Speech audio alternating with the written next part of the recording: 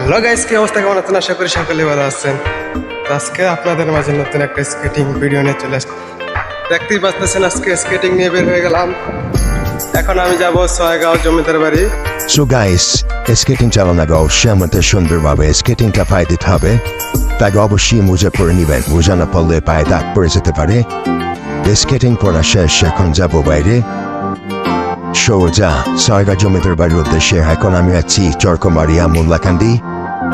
আমাদের বাড়ি হচ্ছে সখীপুর চরকমারিয়া। আপনাদের কোথায় পড়েছে অবশ্যই কমেন্টে জানাবেন।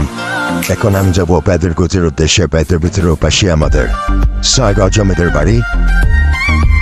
সো গাইস, দেখতে আমরা চলে আসলাম পেদেরগঞ্জের পাশে ফায়ার সার্ভিসের সামনে।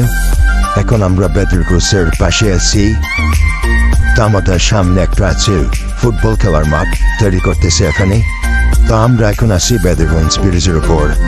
এটার নদী দিয়ে এক সময় লঞ্চ চলাচল করছে। এখন পানি কম থাকার কারণে লঞ্চ চলাচল করতে পারে না। এখন ট্রলার নৌকা এসব চলাচল করে।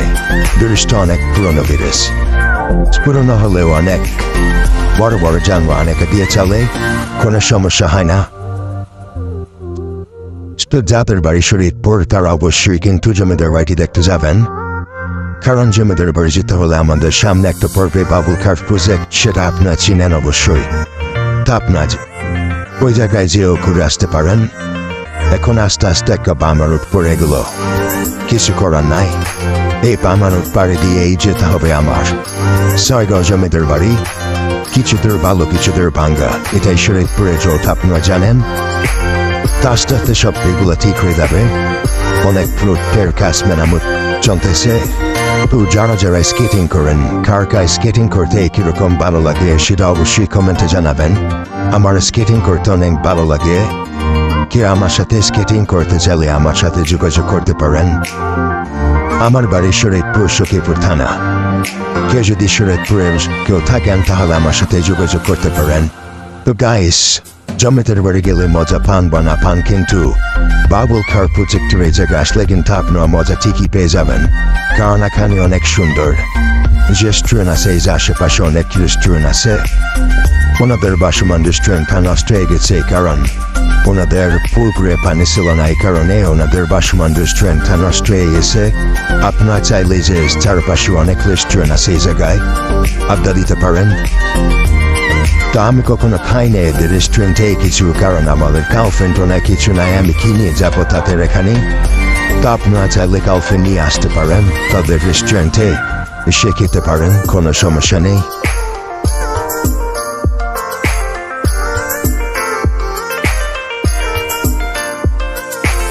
তো আমরা এখন দেখতে দেখতে চলে আসলাম সেই ছয়গাঁও জমিদার বাড়ির ঠিক সামনে। যে আপনারা দেখতে পাচ্ছেন এখন আমরা ছয়গাঁও জমিদার বাড়ি আছি। আপনার চাইলে এই জায়গায় ব্যাগ নিয়ে আসতে পারেন। সোজা এখানে রোড করা আছে, এই যে জমিদার বাড়িটি রং করা আছে, দেখতে অসাধারণ লাগে। আপনার চাইলে এই জায়গায় আসতে পারেন। আমি এই জায়গায় এসে কিছু ভিডিও ফটো তুলেছিলাম।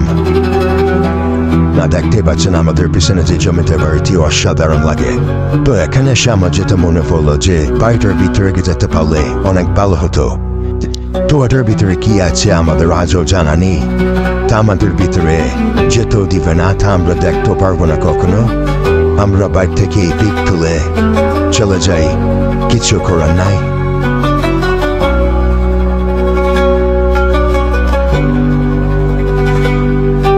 পাশে আছে তাদের কবরস্থান, এখানে তাদের পূর্বপুরুষদেরকে কবর দেওয়া হয়েছে। পাশে তাদের জমিদার বাড়ি, কিন্তু তারা পাশে কবর আছে। বাড়ি থাকলে কি হবে, তাদের থাকতে হবে সারা জীবন এই কবরই।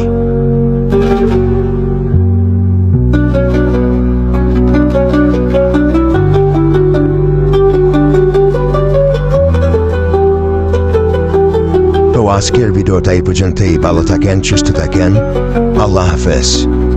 তো পরের ভিডিওতে আবার নেক্সট দেখা হবে।